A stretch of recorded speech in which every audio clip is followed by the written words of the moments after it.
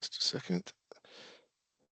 Okay, I guess we should start with some introductions, because I'm not sure I know everyone here.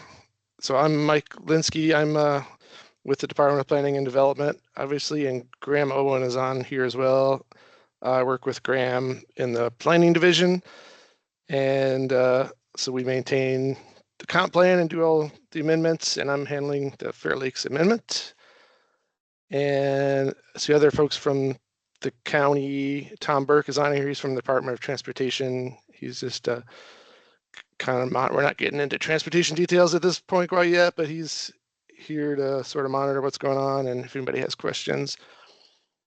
And let's see, Brant McKinney, you probably, I think he organizes most of this. You probably know him from Supervisor Harity's office. And then I guess I could go through the names and call on folks to keep orderly here. Is Andrew Thorson? Yep, right here. I'm a development consultant for GI Partners. Okay, and let's see, Drew Turner. Yep, I'm here. I'm sorry I'm not on camera. I'm driving. But That's all right. Development. Thank you all for having me. And Lee Gleason.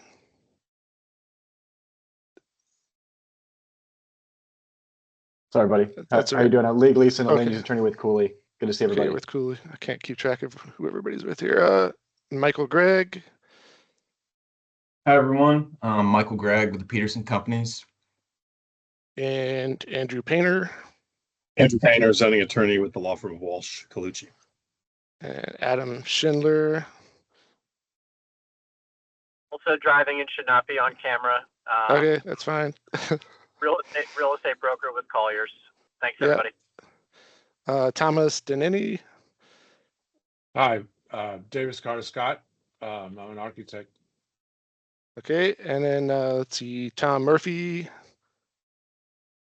Hey everyone, Tom Murphy here. I'm an asset manager with GI Partners. Good to work with you all. And Zach Williams. Good evening, everyone. I'm a land use attorney with Venable. Okay, so that's all I have on the line right now. Let's see, Meredith Martinez, who works at the supervisor's office. She's not going to make this meeting, but she works with Brant. And there's probably one or two others in the group that aren't here, but so I'm sure several of you probably know each other. You're all invited to this group because you have some interest in commercial activity at Fair Lakes. And so we wanted to get you guys together and hear from you. It's nice to be able to do that in one group and get your input and thoughts and feedback as we go along on this study. So I got a presentation I can go through. It'll take a little bit of time because there's a lot of information, but we can blow through that just to get all that out of the way, and then we can have some discussions on some of the issues here. So let's see, that should work. Okay, so the agenda for this meeting is just to give an introduction to the study we're doing right now, and then some background information just on the adopted plan and some of the existing conditions out there. And then what I'm calling stage 2 content, we'll get into that timeline and process, but that's sort of the study content that we'll get into later in the meeting after the background information. So the study was originally authorized in April of 2023 in response to, there were several site-specific plan nominations that came in through our site-specific plan amendment process, and all of them wanting to do kind of the same thing, either convert basic approved office or planned office potential to residential in various forms. And there was enough similar applications. We really wanted to be able to do a comprehensive study and create some guidance that would guide all of this instead of having to come in site by site and do it that way, which, you know, it's logistically difficult. And it got reauthorized later in the year in 2023 to break it into 2 phases because it became apparent that it was going to take a little longer to get going with the full study, and there was a couple of applications at the time that had rezonings that were already submitted and wanting to move forward. So they were allowed to move forward ahead of the full study. Only one of them ended up getting adopted, which was the Parkway Woods. I'll show you where that is later. But and then we did do some minor editorial revisions to the subunit. Subunit E1 is Fair Lakes, basically, and we'll get into that too. But we did some minor editorial revisions to the overall language, but we didn't get into any new options or development intensity or anything. That's what we need to do through this study. And it's taken a little while to do because, doing a larger study, we need to be able to do one thing we need to be able to do with that is to do a transportation analysis on our own, probably, because we can't really rely on the site-by-site ability to do that like you can with site-specific amendments. But if we're doing a comprehensive study, we have to have a comprehensive transportation analysis, and that requires a certain amount of funding for FCDOT to get help with that. And that took a while, which we do have some funding allocated now at this point, I think. So that's good. So it took us a while to get started with this, and we'll still have to tweak the timeline a little to accommodate it probably, but we're on our way. So the underlying issues that led to the study is just development pressure and interest for additional residential potential in the area, which includes replanning adopted unbuilt office potential that's out there for residential use, or potentially redeveloping existing office uses altogether for residential use. Existing Fair Lakes office buildings are getting older and may be in need of either reinvestment or redevelopment, so that kind of needs to be determined. And one issue there is the adopted plan potential is already fully entitled in the area, so there's no excess potential right now for anyone to do anything new, other than there's some of that that's not all built yet, was zoned but never implemented, and so that's kind of still available. It's for the people who have control of the entitlements, at least, for them to do some things with that.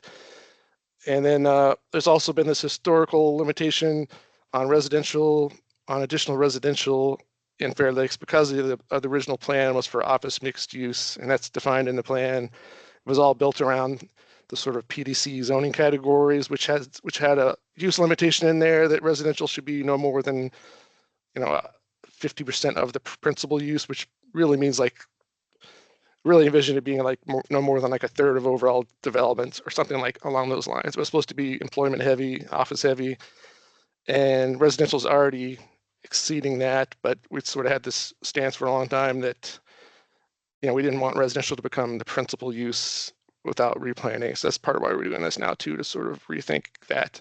And there was a recent revision even to the PDC zoning guidance that sort of raised the limitation there on residential, so that plays into it a little bit.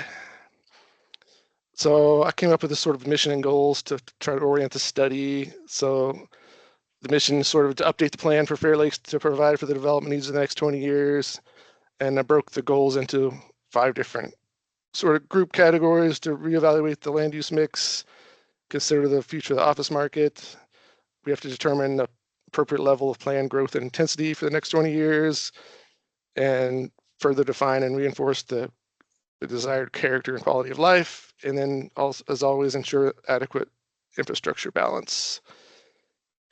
So the process, I broke it into 4 stages, which stage 1 is existing conditions and baseline plan analysis, which has been going on for a couple of years now and is pretty much complete.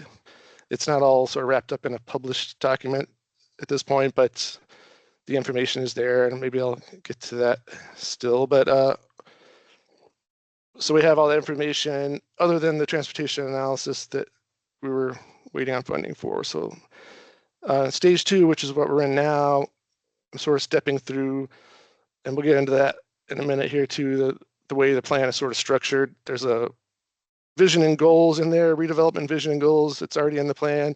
So we're starting with that aspect and just evaluating if that needs to be revised, or those kind of strategic elements that guide the rest of it. And then there's stage 3 of the study is the sort of implementation aspects of getting into the nuts and bolts of land use and intensity alternatives. So the concept here with stage 2 is to sort of make sure we have the vision and goals that we're shooting for in place. And then stage 3 will be considering different actual specific land use alternatives and evaluating them and coming up with the preferred alternative, and then we'll have to do some impact testing of that. And stage 4 will be staff report and public hearings. And the role of the commercial working group is really to provide targeted input on your concerns, like market conditions, trends, and redevelopment needs, as well as all of those strategic elements like the goals and vision for the future of Fair Lakes, and then the feasibility of plan implementation and those types of things. And then as we get into the specifics of the plan alternatives, you'll have your perspective because you all are the ones that are going to make stuff happen in the future. So we need to have a plan that's workable for you all and gets to the goals.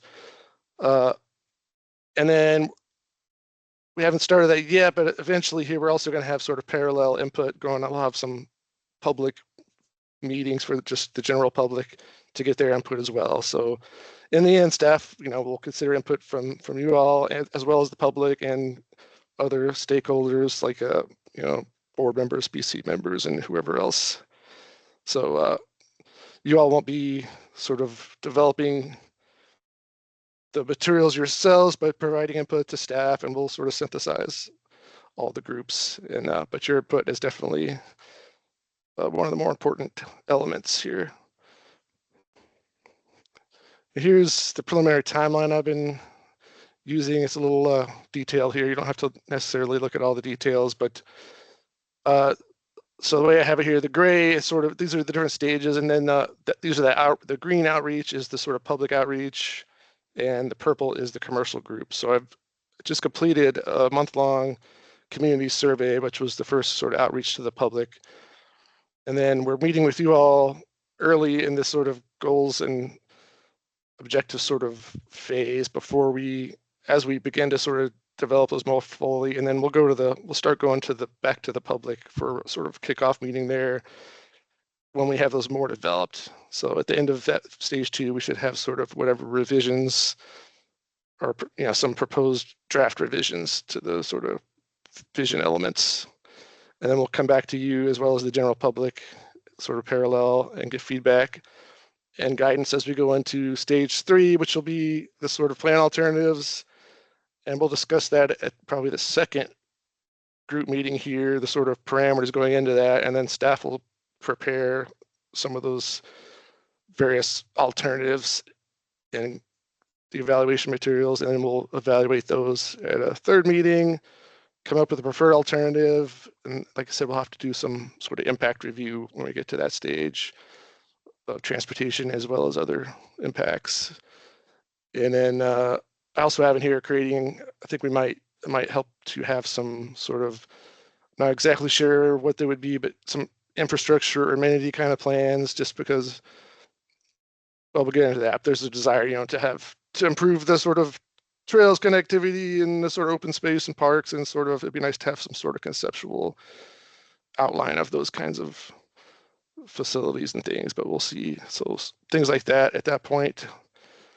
And then, at the end of the stage 3, then we'll go off and turn those elements into final recommendations and probably come back to you all and or the public and go to hearings. So, and this timeline it may change a little bit based on the transportation analysis and or if anything else comes up, but that's what we're starting with as a starting point.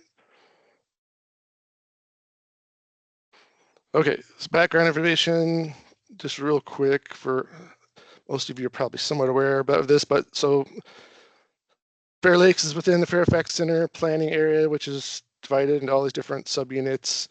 The majority of it's not the entire original Fair Lakes rezoning area, but the majority of it is in subunit E1. So that's the extent of what we're really considering for the plan amendment. The Fairfax Center area is built around both shades of red here are the suburban center, which is a plan category, which is meant to be a mixed use sort of originally an employment-based center. And there's a core area to the east, located around the government center and the Fair Oaks Mall, and there's envisioned to be a future metro station there. That's envisioned to be the core area with the highest intensities in the suburban center. And really, intensities are supposed to sort of taper out from that a ways. The Fair Lakes area, though, is sort of designated as a secondary node within the suburban center, an employment-based node. So it's like a secondary activity center to the core area.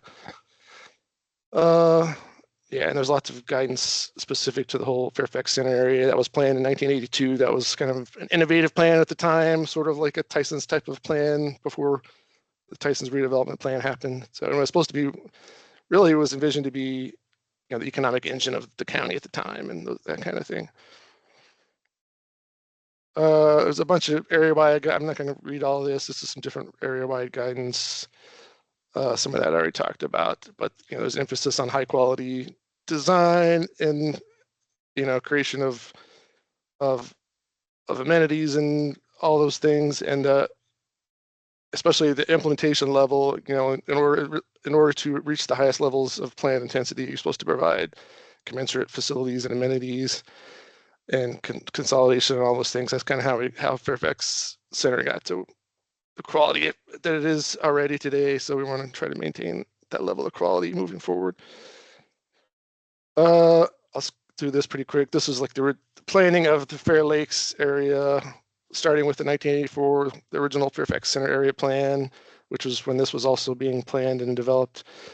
So it was, you can see the blue areas were planned for office mixed use, and the areas to the east and northeast were originally planned for residential mixed use.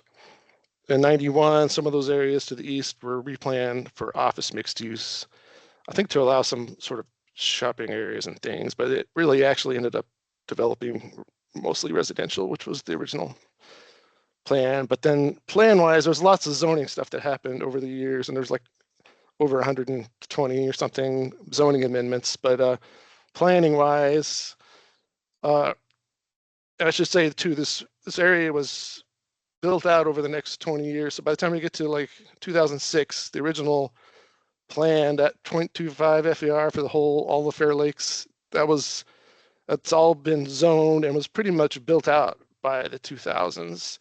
And then there was the APR process, area plans review. So similar to the current situation, there was a number of different proposals that came in for site-specific amendments to the plan, and they were combined into a study. And there was, in the end, there was 6 site-specific options for different sites within Fair Lakes. There was additional options added to the plan in addition to that original overlay, overlay plan, which is still in the plan and is entitled on the ground out there.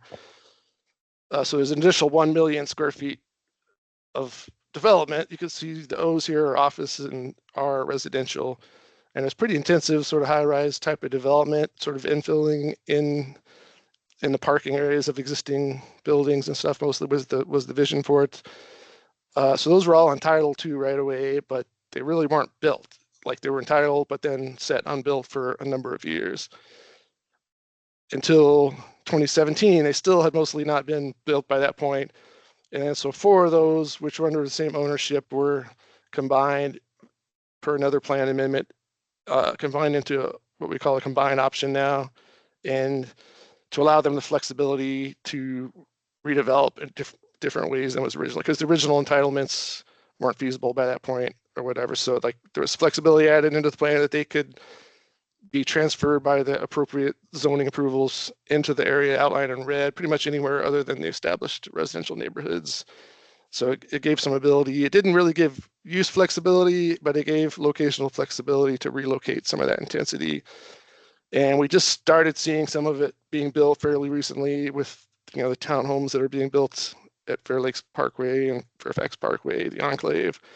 So that was originally approved as a high-rise residential, but through this sort of process, it was rezoned into townhomes, and there's also a repurposing element of some of those office buildings. And then there's a self-storage that also was sort of reallocating some of the previous commercial approvals towards that. But there are 2 of the original options in orange on the screen here that remain site-specific. Those were under different ownership and weren't included in this combined option area. But anyway, so in 2017, when this went through, there was new redevelopment guidance added into the plan as guidance for the evaluation of when these came in, when these new zoning applications came in. So there was a redevelopment vision and design guidelines added into the plan, which provided some updated guidance as to sort of, it provided a vision for redevelopment, as it were. But really, it was kind of just applying to those combined options at that point, because that was the only redevelopment sort of in play at the time. But then we go to 2024, in phase 1 of this study, we actually went back and edited the vision and design guidelines to worded it so that it would apply basically to all new development and redevelopment in the subunit. So it basically serves as new guidance, because the overlay, the office mixed use recommendation of the past is built out and is sort of obsolete at this point. So the thinking was, we have this vision and design guidelines, it was a little unclear before if it applied to other options and things. So at this point, the intent is for that to, and that's what we're revisiting at this point too, to make sure if it needs to be updated or that kind of thing. So that's going to provide guidance for any redevelopment moving forward. And phase 1, like I said, there was another site-specific option added for up to 400 units of multifamily at this Parkway Woods site. So I know there's a lot of information here, but that gets us to the present and the plan. So what's actually out there is like something like 5.8 million square feet. The adopted plan, 7.5 million. So there's still 1.7 million square foot of unbuilt potential, but it's all entitled, but not built. But so, and that's represented by these red blocks right now where it's entitled at. So the ones that are solid red, those are site specific at this point. So that's intensity that's allocated for specific approvals. There's still a couple of those office ones that are probably not ever going to get built like as they were approved, but they're those plan options, they're only for that at this point. So the 2 dashed ones are part of that combined option pool. So those could be, that intensity could theoretically move around within Fair Lake still, if that makes sense. But this is the numbers anyway. There's 910 dwelling units. That's including this independent living. I'm calling those dwelling units that are, there's a repurposing approval for these office buildings up here. And then that Parkway Woods, which was just approved. And there's another 350 or so multifamily units that were approved but never built off of Fair Lake Circle. So we can revisit any of this if you guys have questions later. And this is the existing uses sort of color coded as they are out there in the world. So, residential in orange, retail in red, and the office uses in purple. So, and this, it's not really probably necessary here. It's a little complicated to read, but it's just getting into the use mixes. So overall to the left, like existing, about a 42% residential percentage, and a full plan build out would be 45 just for subunit E1. It's a little higher if you consider the entire Fair Lakes area. There's a couple of areas that are outside of subunit E1, and this just kind of shows what the mix is right now in these, or that's the approved mix in these different areas. But and I have quantifications here. We don't need to really go. I can distribute a copy of this later if you guys want that stuff. But okay, and then we just did this community survey. It was open for a month. We got a pretty good amount of responses. I was going to go through that, spend some time on that, just because it's the initial community input we've gotten so far. Sort of,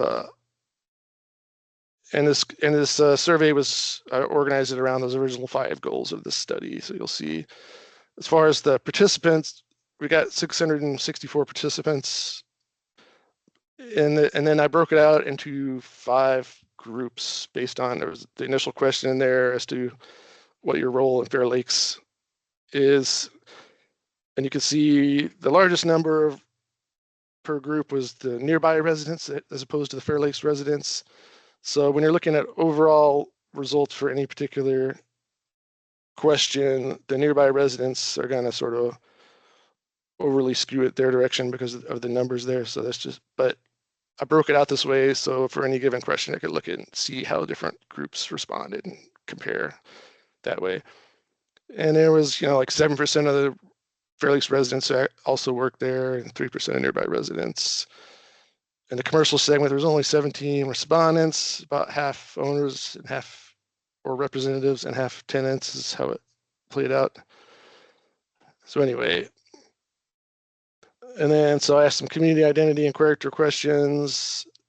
It's kind of a complicated graph to look at right off the bat, but you don't have really. This shows the different groups, and then these are what elements you considered contributing most to identity and character.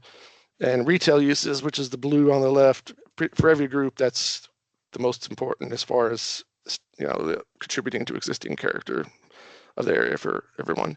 But also scoring really high were all the street trees and buffers, mature trees and open space, pretty much for all groups. Those scored really high as well. Trails and walkways were important, but especially for the residents, which is let's see, like this light blue here for the residents. That was actually probably even slightly higher than retail. And commercial stakeholders rated residential uses, which is the green here, higher than the natural areas and amenities. Which elements would you like to see more of? Which are the same choices? And here, there's pretty broad agreement of wanting to see more quality of life elements, basically trails, walkways, ponds and open space, and street trees and buffers. So as far as I think folks are relatively happy with like the retail uses they have and that kind of thing. But if anything, there's a desire to enhance these sort of quality of life elements. So that'll be important moving forward. Also some open-ended questions like additional aspects that contribute to identity and character. Some of the answers were basically just the mix of uses balanced with the nature, landscaping, and open space, having good and convenient shopping, the relatively quiet and suburban feel, relatively low building heights. Some people thought it was felt a bit corporate or sort of chainy kind of, but it's well maintained, low person-on-person crime, good access, and favorite activities are shopping, eating, and walking pretty consistently. So mix and intensity, here's where just to start off, just generally sort of the importance of land uses in the overall future vision. And so neighborhood, retail, and commercial ranked highest for every segment. So there's kind of a desire for more neighborhood, retail, and commercial, I think, out there. And medium density residential scored pretty high. There was kind of less support for higher density residential. And office and employment still scored higher than higher density residential for most segments. And then I got into asking about what type or level of redevelopment you consider appropriate for these individual land bay areas on here. So I'll walk through those because this is kind of information that's probably most important for the study at this point. So land bay 2, which is over by Northrop Grumman and then residential neighborhoods. One thing I didn't do here, I didn't differentiate in the answer between residential and the office. So it's a little unclear probably on what basis people answer the question, whether they're thinking of the residential areas or office areas, but whatever, I guess that's what we got. So it seemed like there's overall support for maintaining existing development, which I would imagine that's where I imagine that's probably speaking to the residential uses. But there's let's see. Yes, this one's a little clear on, like I said, on that aspect. But then some of the comments we received in there too, like I said, there was a fair amount of support, I think, for converting office to residential, but then also people are also wanting to see, like I said, local serving retail out there too at some level. There were some comments, like want to consider the site for a school or that kind of thing. Or there's some of these comments that kind of were repeated on multiple land bays, like there's somebody that really wanted an ice rink or athletic facility, or parks and playgrounds and family-friendly activities. And there was one person that was in the worker category too that thought we should try to actively encourage residency in office buildings rather than just tearing them down and redevelop, like developing, better restaurants and amenities within the office areas and that kind of thing. So that's a valid point. Land Bay 3 over to the west here, that one there's pretty broad support all around for just maintaining existing development, which makes sense in that area. It's established residential neighborhood, Land Bay 4, which is the retail area. All segments except the commercial stakeholders, I guess, valued maintaining existing development pretty highly. And then commercial stakeholders valued a little more significant development, but also the visitors in other category did as well. That's a consistent theme that visitors are really fine with more intensive development. They want more to do, in these areas. But even nearby residents rated that option more highly, more significant development. Residents and workers, Fair Lakes workers, were a little more measured in their support for additional development there. One person thought it would be nice as more of a town center with a parking garage, but there was a lot of just modernizing with more coffee shops and restaurants, and seems like some support. People want some more non-chain type of restaurants or more local kind of shops and businesses and that kind of thing. And then there was lots of comments on upgrading the paths and providing plazas and recreation areas or shaded areas, that kind of thing, making it more comfortable to hang out. And some people that thought the traffic was a little difficult there on the weekends. Let's see.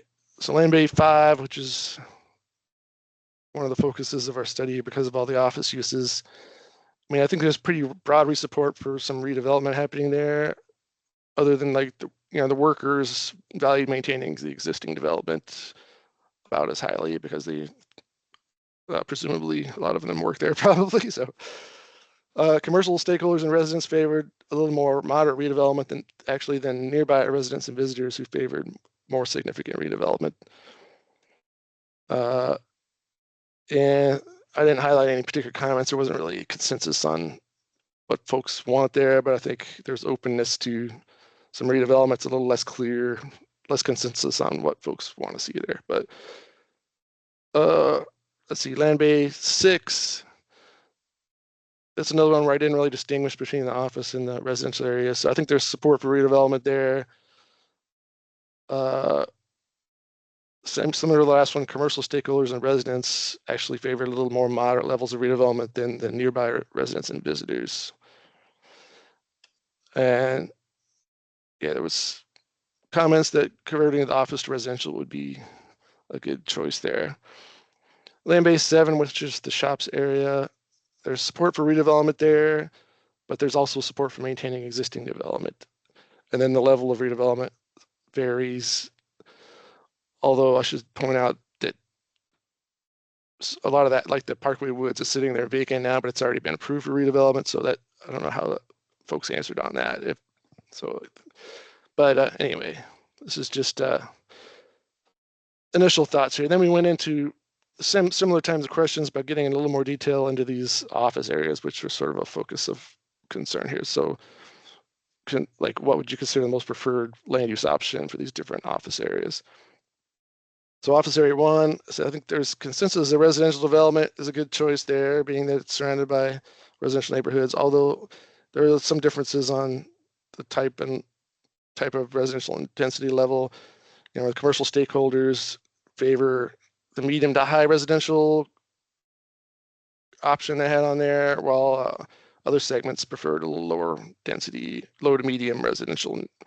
I termed one of them low to medium residential, more of a neighborhood, and the other one would be medium high residential with potential, ground floor commercial or something like that. Let's see. Whoops. Oh, sorry. One thing that came up on a lot of these is there's several people who brought up school capacity as a concern that are kind of opposed to any new residential because of school capacity, or at least that's a concern. So that's something we need to address, where otherwise they may not be opposed to it, but just purely based on their interpretation that the schools are overcrowded and whatever, that there's going to be a certain amount of people who are just opposing new residential because of that. But there's quite a few other sort of residents that wanted to see residential that sort of blended with the existing and not any higher density residential. But I will point out though that there just in general, overall, I think there's a lot of folks want more neighborhood serving retail. So my thought was, you know, as we get into the scenarios, looking at different ones, one scenario could obviously be residential that blends sort of seamlessly with the existing neighborhoods around it. Another option might be, you know, maybe there would be some support for higher residential density if it included some of that neighborhood retail or something that folks want. So those are the kinds of things we can explore as we go on, you know. But overall, it doesn't seem like people are necessarily opposed to redeveloping the office for residential as long as it's, you know, somewhat in character. And then, yeah, or some people too that brought up potential for some folks that want other sort of entertainment uses around there, like a potential concert areas or breweries or different amenities and things. So those are things that people want to. So office area 2, which is the main Fairfax Office Park, commercial stakeholders and workers both rated retaining existing office uses fairly highly, but as an alternative, commercial stakeholders valued medium to high density residential. And residents and nearby residents kind of wanted to see, they evaluate a little higher commercial-based redevelopment to maintain some commercial uses out there, or more moderate density residential. So there's a little, that one's not as clearly defined mandate there. You know, folks wanted to keep the trees and lakes and fountains. Cool capacities are still a concern. Folks want more community spaces and activities. And another person mentioned potential elementary school location. And like I said, more support for shopping and dining options that are on a smaller scale than the big box area with more affordable rents and that kind of thing. Then office area 3, just south of that, commercial stakeholders overwhelmingly favored medium to high density residential here, but all other segments kind of rated commercial based redevelopment higher. Fair Lakes residents were most evenly split. You see there on these different options. And they did support higher residential densities if that were rather than lower density. But there's comments about, you know, noise from I-66 being a concern for residential school capacity, and that commercial uses are a fine use for that area. So that's what we got for that one. Office area 4, there's good consensus there, I think, for low to medium density residential sort of neighborhood development is the sort of top choice. Only the visitors and other segment rated more intensive residential development higher. That's about it for that. Okay. And then I didn't get into too much detail on these, but as far as adequacy of different amenities and infrastructure, only 38% of respondents considered the existing recreational opportunities adequate. So people want to see more sports fields or courts or dog parks or better trail connectivity and those kinds of things. And it was a little higher, but closer to 50% of respondents consider existing public amenities adequate. While people point out that there's not much to do that doesn't cost money, then there's not really any central gathering area or significant public spaces. Parks aren't well integrated, and they'd like to see more public art or more sense of place and that kind of thing. And then 63% of respondents considered existing roadway network adequate. Folks said that it seemed adequate for current development, although if there's additional development, you know, it may need to be upgraded or improved. But they did point out there's sometimes congestion or confusion around the shopping areas, and maybe some of those areas could use redesign. And then some of the main roads are scary to cross as a pedestrian, so they'd like to see some additional safer crossings and more bike ped facilities. I guess there's no bike parking at a lot of the retail areas and that kind of thing, or there's not trails that actually feed into the retail. They just kind of go around it and those kind of things. And for all of these, there's a lot more comments out there and all that. I can't go through all of them. And I'm skipping. And for Tom Burke out there, I have this whole question that had people pinpoint on the map where there was concerns, transportation concerns and things. And I have a lot of that information we could go into some later date. Okay, so now blowing through all of that, now we're at the actual getting into the study content, and we can revisit any of that prior stuff at some point. I'll stop talking, but So the adopted plan, it's and I'm speaking mostly here of the sort of the newer guidance, the Fair Lakes, which we reorganized it a bit. So there's an introductory section that goes into some of the history of the Fair Lakes plan, and then you get into the vision of Fair Lakes, which is the newer stuff. And it's sort of written more in text format, like the vision part, but I kind of broke it into these elements as I saw them, a sort of vision statement, goals, and then there's these redevelopment formats and redevelopment areas. All that stuff we're going to talk about today. And then there's sort of an implementation section that gets into the actual use intensity guidance, and there's design guidelines and actual sort of how that plan is implemented. And that'll be the stage 3 of this study. We'll get more into those specifics. But I want to try to walk through beginning, making sure we have consensus on the sort of goals and just the general framework of the plan. So the introductory section basically just describes the history of the Fair Lakes plan and the original overlay recommendation and the addition of the options. And important points are that the plan is fully entitled now, but it's not all built. And so basically what the development potential there is now consists pretty much of building out those remaining options and or potential redevelopment of existing uses, until there's additional guidance added or additional intensity. That's right now, that's kind of the redevelopment potential. So the vision, I sort of parsed it out into these goals. So seeking to preserve and enhance the area as a high quality destination, transform some areas. So this is the only one of these goals that's really sort of inviting much change here, but like transforming some areas from an auto-oriented suburban center to a more vibrant urban mix of uses with higher density concentrations of land use.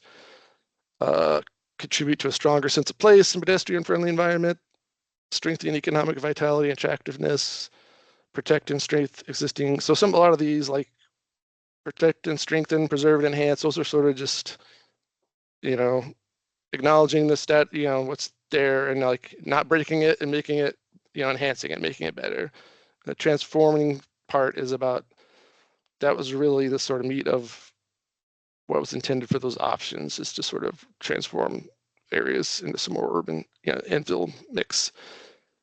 And some of these are sort of given, like the maintain high development standards and ensure compatibility with adjacent land uses and all that. So, and I just so I put those on the left. There's some priorities we heard from the survey.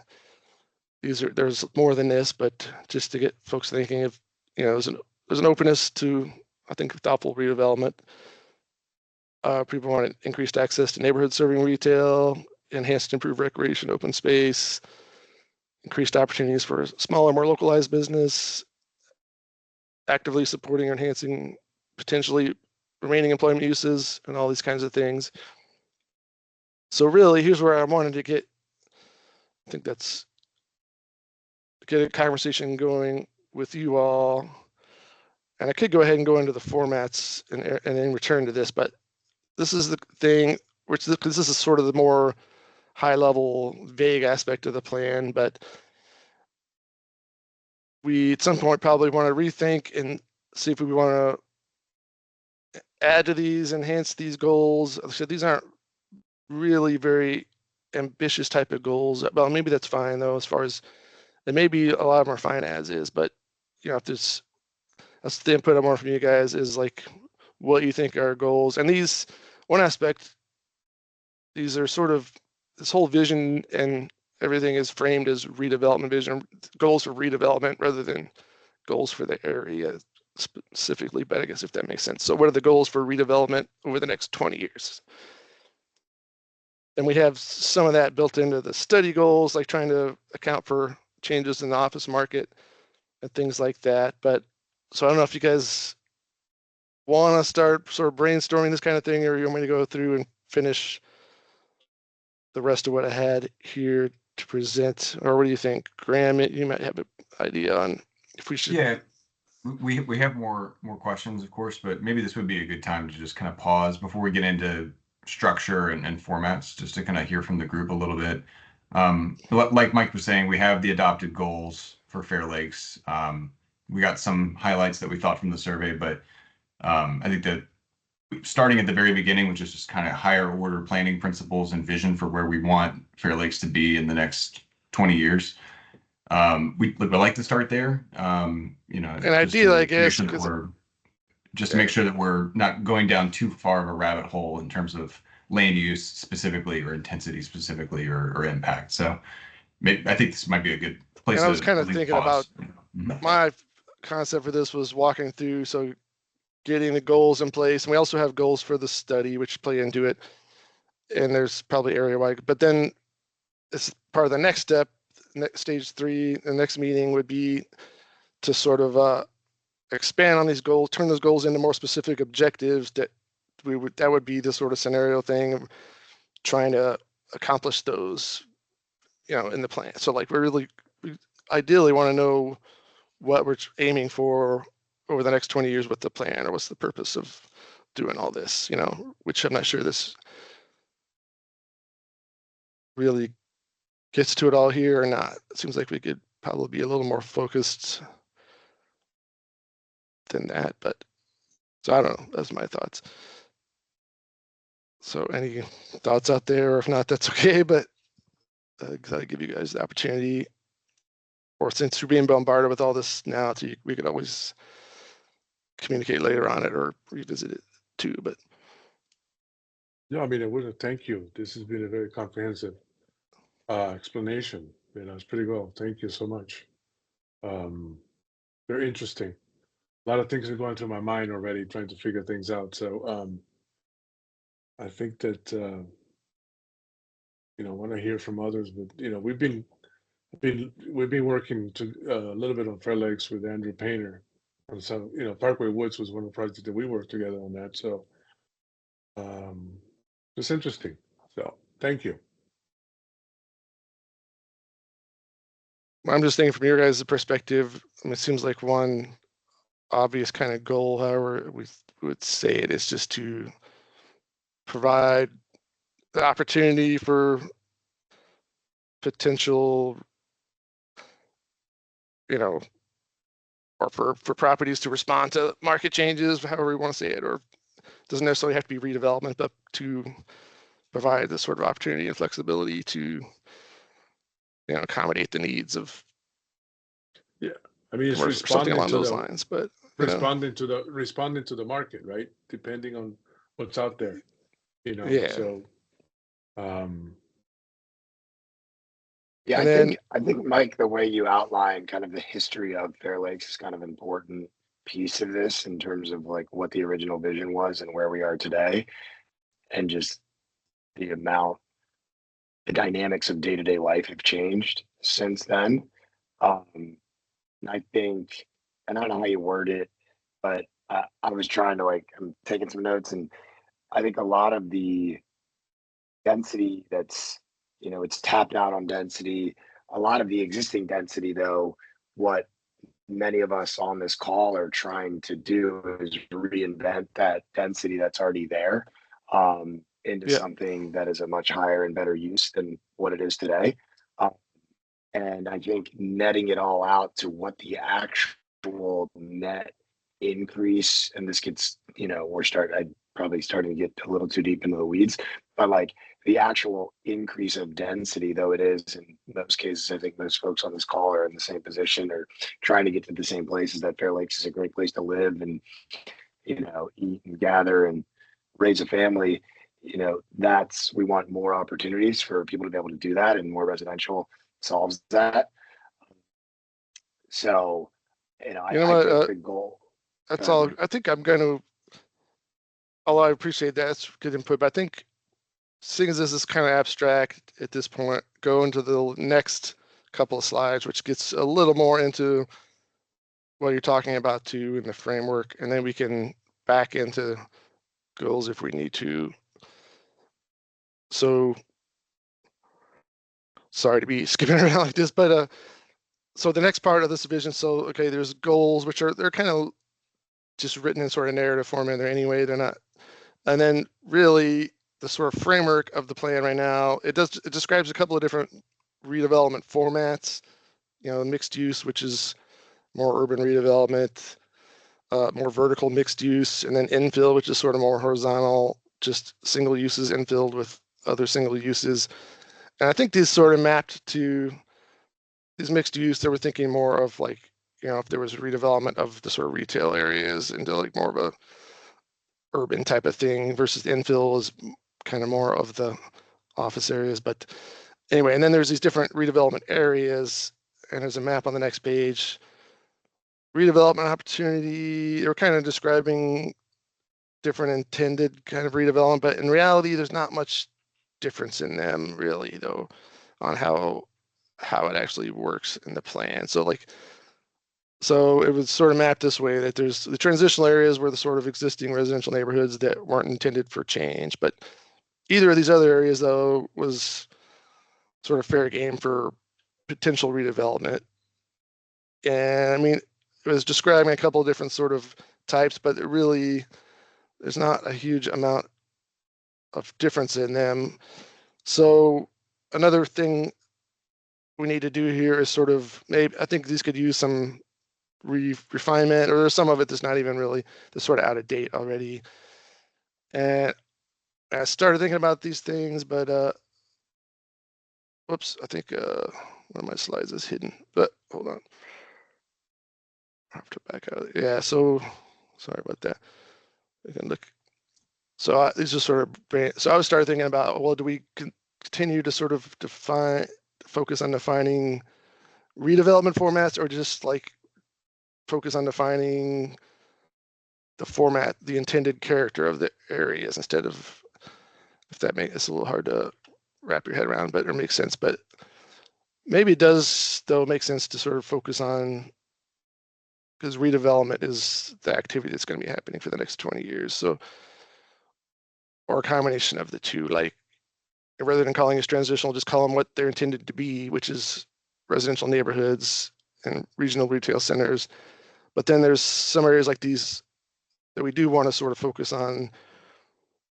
Or another way to think of it is, I guess there's some of these office areas, they may be, if we're thinking about more intensive redevelopment of a whole area, then we need to define a vision for it in the future. Whereas like the existing retail centers, there may be some potential in there for some,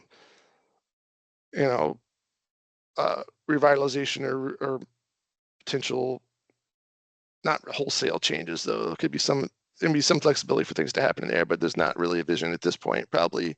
That's what we've heard anyway from, I guess, from Peterson, and it'd be interesting to hear from other people that with the stake in Land Bay 4, if there's any significant interest in significant redevelopment. Because what we've heard, I mean, it's mostly the office areas that are really the focus probably of more intensive redevelopment potential, whereas retail, folks are pretty content having that remain a retail center rather than it being completely reinvented, if that makes sense.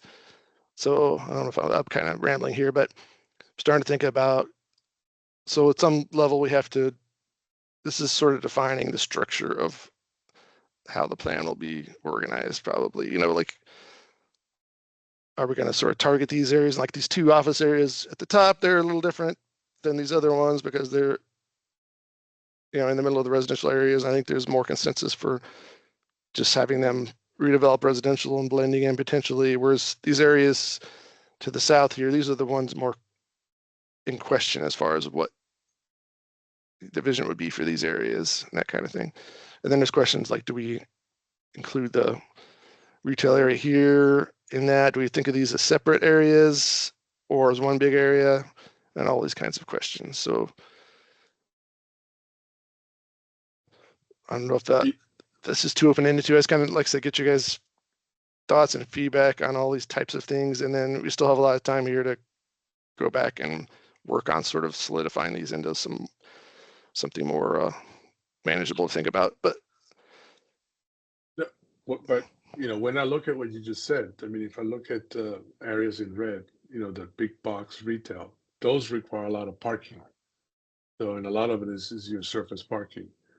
So it would, in my mind, it tells me that looking at more of the purple areas would be the ones that I would like to concentrate on in terms of trying to create some type of sense of place. because of the office and some of the residential, you can weave in some retail and things like that. I mean, you have some already in, like you have the Whole Foods and you have some retail, you can continue that into some of residential, create a mix, maybe create a sense of place. I mean, I think that might be kind of a way to go, or start studying of that. Those red areas large with a big box, that's going to take a while because, those require a lot of parking. Yeah. There's a lot of lease, leasing easements and things like that, that prohibit a lot of the redevelopment in those areas. So probably along the lines of how the plan is now, I mean, instead of calling them transitional though, I mean, the residential neighborhood areas, I mean, there's still the same intent as for those to not really be any significant change other than those office areas are separate. But, and then the way I see it, like the sort of red, or at least the regional retail center over there, the big box, that could be sort of termed an area of like, I don't know, about minimal change or something along those lines. Not to say that there can't be any change there, but like it's not really envisioned for significant overhaul, where like the office areas could be sort of called out as a different category that's more, I mean, more significant change areas and more significant redevelopment areas or something along those lines, I guess. Right. I mean, basically everything revolves around parking, right? So, yeah. I mean, in order to, in the office air markets, you have the parking garages that can be reused, right? Reutilized, rethink, or for some residential, whatever. So you can use them for that.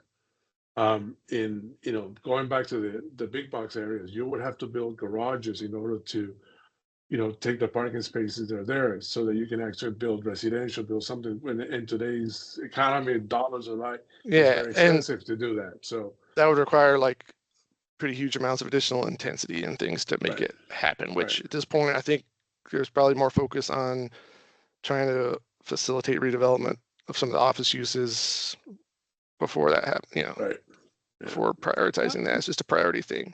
But picking up on what Tom was saying, what you said too, Michael, and actually what Drew was saying too. I mean, so when you look at the whole area, everything in yellow is pretty much not going to change, right? I mean, it's just they're established residential communities.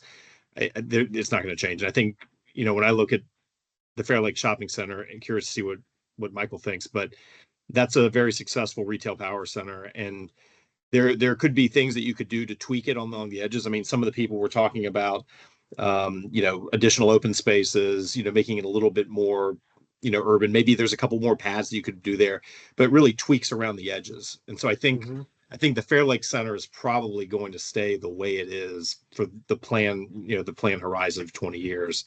When I think about core areas, and I agree totally that, I think revising the whole redevelopment transition opportunity areas, especially redevelopment opportunity areas, those are terms that are very nebulous. I know they have their individual, definition in the plan, but there's a lot of overlap there. I think when you look at Shops Lane, I know that people were saying that they might want, some people were saying that you could do some redevelopment there, but also, there wasn't a consensus about that area. But that is where we had Parkway Woods.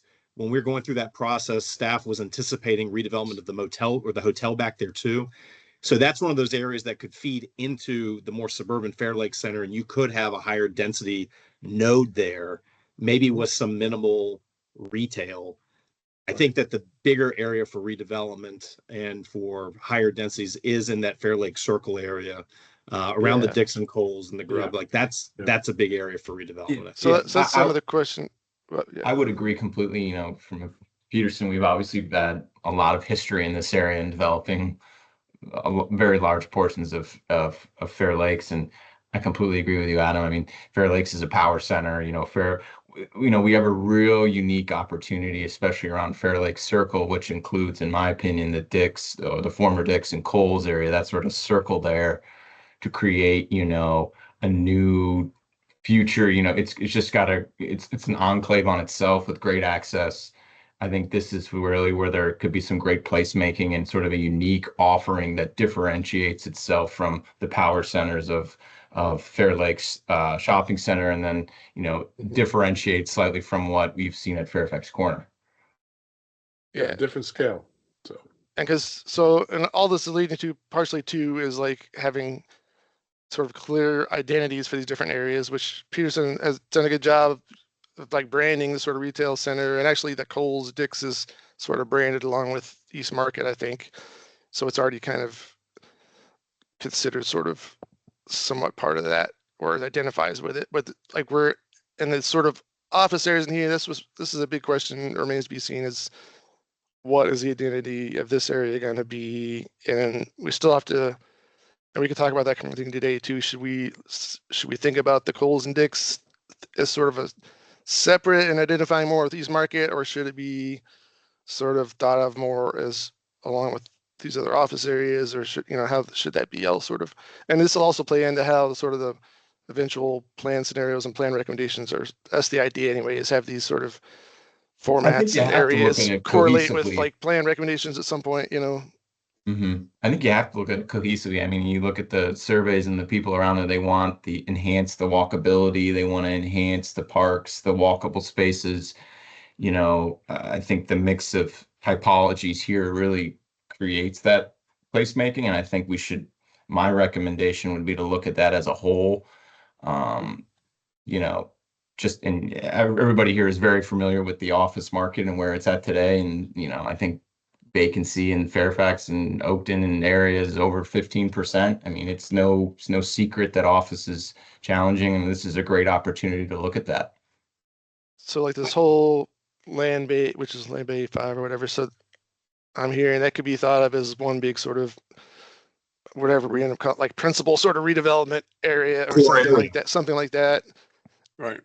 Yeah, I mean, there's opportunities. I mean, and I'm kind of thinking, I think, yeah, north Mike, of go ahead. Grumman and the others two to the north, they could be kind of a different category possibly, or they could still be some principles. Yeah, I think principal redevelopment, but they'd have a different intended character. But yeah, I think speaking for the parcels that I'm the most familiar with, the North of Grumman site and to the north there, I mean, you mentioned it earlier, Michael.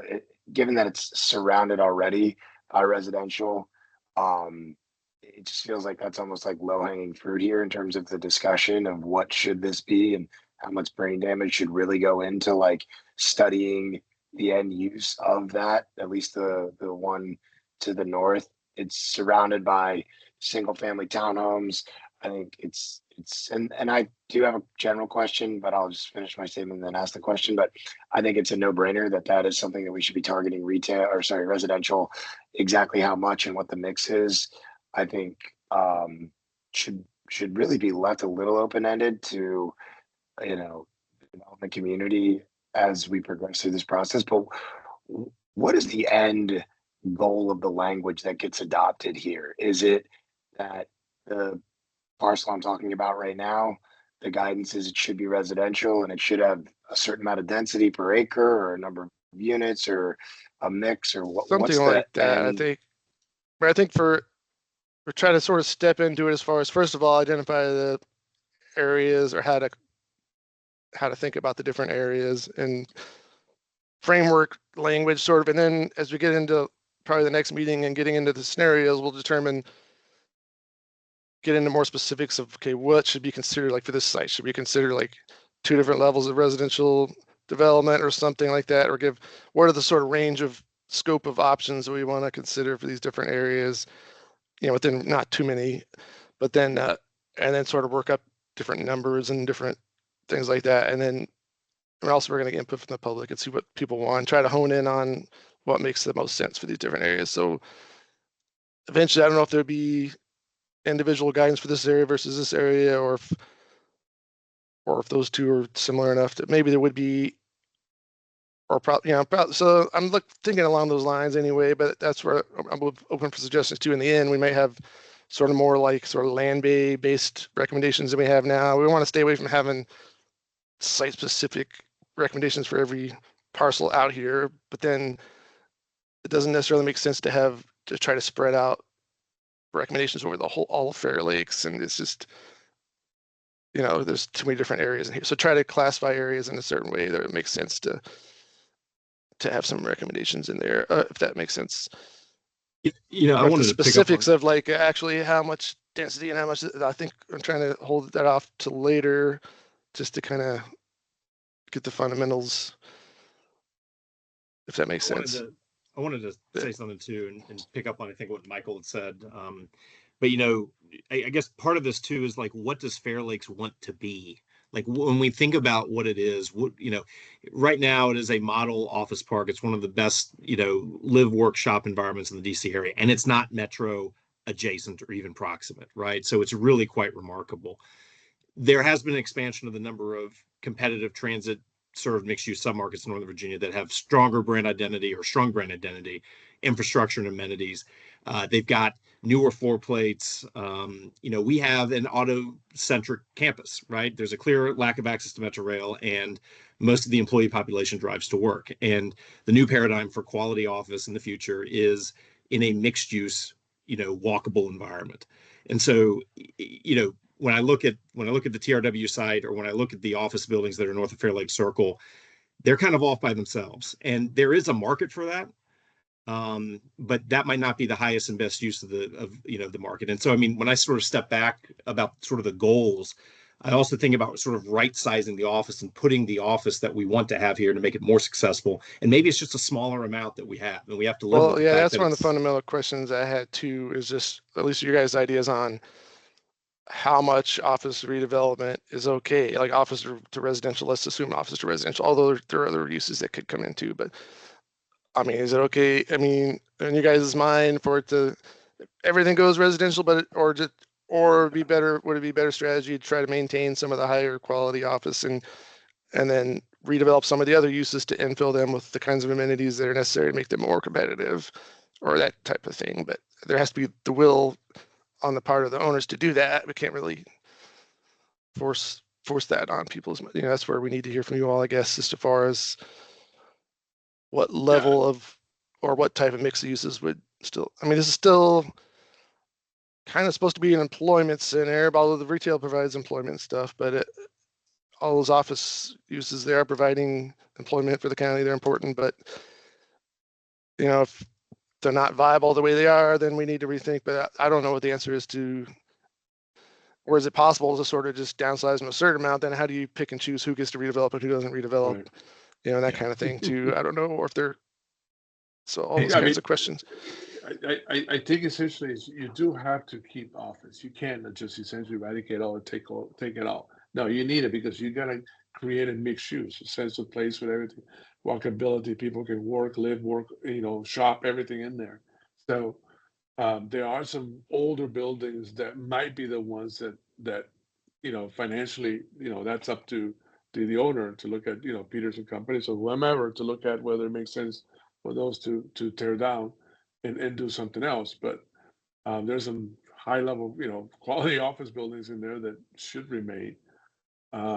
There is a lot of parking spaces, as you know. There's open spaces. There are garages that can be redeveloped.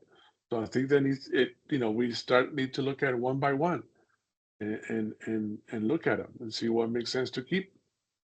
So I mean, leases too, right? I mean, there's leases that you have to you know, be careful. So another thought I had is, I don't know if there's any way we could make it worth folks' while to maintain a certain amount of office, like incentivize the retention of office by some, you know, maybe providing some additional intensity for other uses in return for maintaining a certain amount of office, or that kind of, who knows, you know, that kind of thing. Yeah. Maybe there's strategies to make it worth people's while to be the one to maintain, you know. Hey, Mike. Mike, real quick, I wanted to pick up on something that Andrew had mentioned about just Metro, and it's true that this area, it's not served by Metro today. There is, and maybe Mike, you know the slide I'm talking about. Can you maybe go to the Fairfax Center area slide you had at the beginning? We're doing a visioning study. Yeah, that's the one right there. Thank you. You know, we're doing a visioning study, and part of what we'll be getting into much later on is testing different scenarios of land use, density, and intensity. And so one of the things that we have on our plan today, in our transportation plan map, is this idea that Fairfax Center, basically right next to the Fair Oaks Mall and Fairfax Corner, would have a metro station. There's another one that's currently planned at the Stringfellow Road Park and Ride. Obviously, we don't have funding for that. It's much far beyond the 20-year horizon of our comprehensive plan. But I would think as a part of the discussion around this, I'm just curious about your thoughts about kind of metro, because you mentioned it's not a metro accessible place. We're at a place where we're looking at what do we want to do with this area? And Tom might kick me under the proverbial table here, but should we be looking at something where maybe that's not the right spot for that metro station at Stringfellow Road? If that area, for those of y'all that are familiar with it, it's not surrounded by TOD level density. It's not surrounded by areas that are higher intensity. It's mostly surrounded by single family detached homes. So maybe there's a rationale for doing it. Obviously, it's not something that we can really kind of plan for at the, in a funded way. But we're at a point with our study where we can figure out where do we want to take this in terms of density, intensity, and framework. So, but if you see that as a constraint, I'm just curious to kind of get your thoughts on something along those lines, where we might want to look a little bit beyond just the the immediate opportunity areas, redevelopment areas, and really think big. Do you know, is the Stringfellow lot supposed to be more of a commuter parking lot? Is that okay? Yeah. And just looking at the distance, and this is just a comment, but I think looking at the distance between Fair Oaks Mall and Stringfellow, they're kind of the same distance that you've got for Vienna, West Falls Church, Ballston.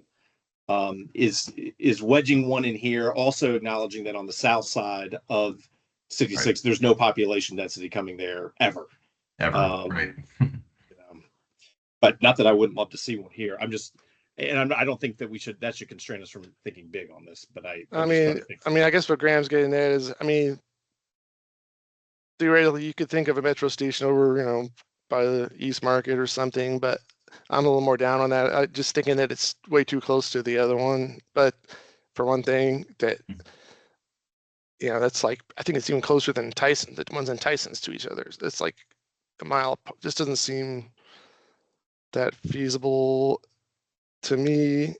But and I really don't think this metro line's ever gonna be evaluated on the basis of having mixed use along it as much. It's really gonna be more to serve commuters from farther out. That'd be the reason it would get built. Like, although still, if there is going to be a metro station, it makes sense to plan around it at some point. But that's not going to be a thing that lures them to put in this line because we densified around this metro station here. It's still never going to be nearly as dense as anything in a real urban situation, if that makes sense. But I don't know. And really, if you think about the retail, if the retail is doing well now, and we're thinking more like 50 years out for metro, that might be a more reasonable redevelopment timeframe for that over there anyway, which is the area that would be closer to it than like this other area kind of needs to be redeveloped probably sooner rather than later. So I don't know. Anyway, but it's worth having a discussion. But there also is there's potential of maybe providing some kind of circulator shuttle between Fair Lakes and the other metro station, or the mall, or even now between the mall and Fair Lakes, or the bus garage over there, providing some additional circulation kind of ability, public transport around there, or something like along those lines too, that would make it easier for folks to access the other metro when it comes. But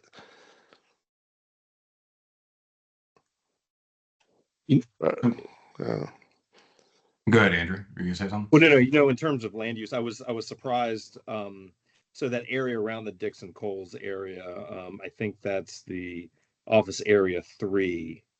I don't know that in that general area, or maybe office area 2. That sort of core area. There was a comment that I saw like that's where everyone seems to think that that's where medium to high density stuff could go if it was to go anywhere, is in that general area.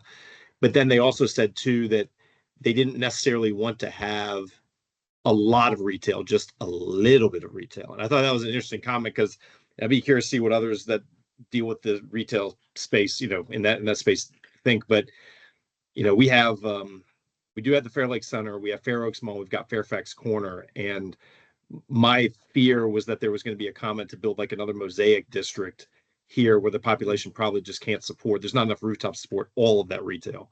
But you could do a little bit and especially like the placemaking and sort of the plazas and the, because there's no there to fair. I think we're getting that comment from. Yeah, I mean, that's another aspect I thought about too. Smaller Is, okay, scale. should there be another activity node, like a defined activity node, which that would be a logical area.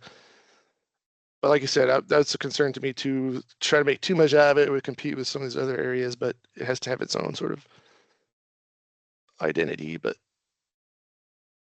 or even Northrop Grumman site could be, but I don't know if there's the I desire mean, to do build that, on but what you're saying, Andrew, I just think to your point, it's creating a different offering that's unique. What does Fairfax need other than these power centers? We don't want them to just compete with each other. So, that area really, to me, is, I think we're all saying the same thing, is really the placemaking thing, but overdoing it with just tons of retail similar to Mosaic, I'm not so sure that's really the appropriate thing. And we should really challenge ourselves to think, broader, and what's, kind of break free from that suburban pattern, right? It's the open space. People can throw a frisbee, play with a dog, whatever. You need all that. And I heard comments about, a music venue or sports tourism or something like that. That's what I really heard from the survey itself, as far as what is that offering. And I think that, from the survey, you could really hear that from the residents. I hadn't thought about the sports tourism aspect of it. Michael, you were just talking about like at the TRW site, maybe retail. I don't know. When I look at that site and I see the buffers, because that's sort of set back from Fair Lakes Parkway, I don't see that as a viable retail site, just personally.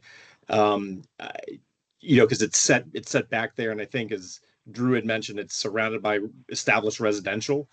That seems to be a more viable use there than trying to wedge in something that's going to then compete and may not be as successful as Fair Lakes Center, which is right across the street.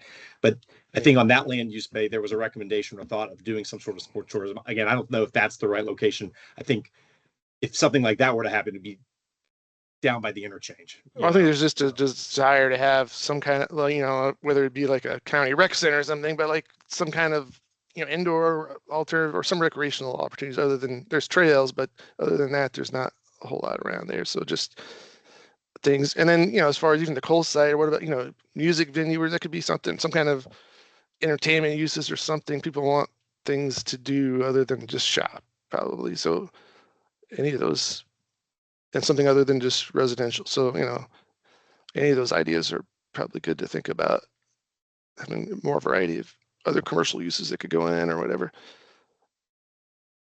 But, so there's lots to think about in that area. Also, then the shops area up here, I was considering too, how I drew it right now, whether to include that. There's like retail to the north of the parkway, include that identity wise, sort of with the shops as being, I was calling it sort of neighborhood retail, because now it's got approved residential over here. Do we think about this whole area as sort of one more neighborhood oriented retail area, or how do we define that area? Or do we group the shops in with the other retail across the road? Those kind of questions, which, like I said, we can follow up on some of these questions, but at some point I have to figure out how to draw the boundaries on how we think about these areas, Mike, from your existing conditions or the stage one, the first phase of this, before this, do you have the data of all the existing office and what's occupied and what the status of the rent rolls and tenants and timelines I don't really have existing that. tenants? I don't have like sort of, the occupancy and vacancy stuff as much. So I have all the numbers on what's there, but it's a little hard for us to keep.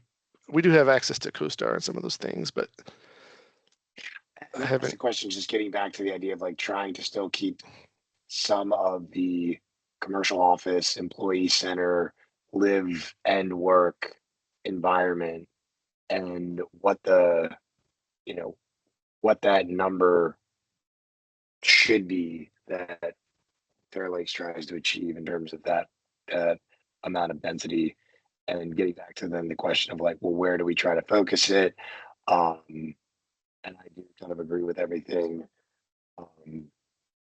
that Andrew and Michael were pointing to, that like there's a great opportunity for a higher density and a mix of use, and maybe there's an opportunity for some of a future, we're talking about 20 years in the future, where there is a larger tower or several towers of really high quality office in Fair Lakes that can retain some of that work balance with the residential. Because I think the residential is proven. I mean, I'm not going to sit here and say everything on this page could turn to residential, but certainly a lot of it could turn to residential and be absorbed by the market. This is the place people really want to live.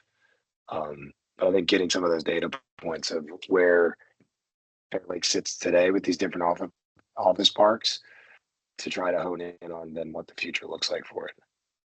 Yeah, that's the kind of thing that us as staff really have a hard time trying to get a handle on, as opposed to you all. That's kind of why we have this group somewhat too, to give us guidance on the market and what really is marketable or what makes sense, because we don't really I mean, I know our site is not marketable, having owned it now for almost 4 years, and I don't know how many tours we've had, but virtually none. I was going to And say, I do know, go ahead, sorry. And North of Grumman, I know, has got, I think, another 2 years left on their lease. They're not extending again.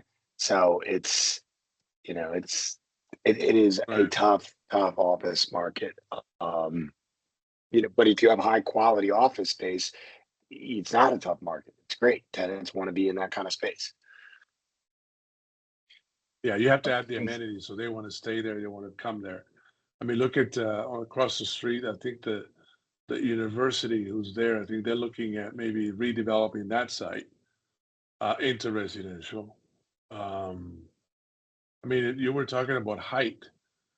I think that we need to look at constructability. What's out there? What are people building, right? So try and set those parameters in terms of height. You know, like, you can go 10 stories in metal. You can go 7 stories, 5 over in terms of wood, things like that. So, I mean, just looking at that, what's the densities based on that?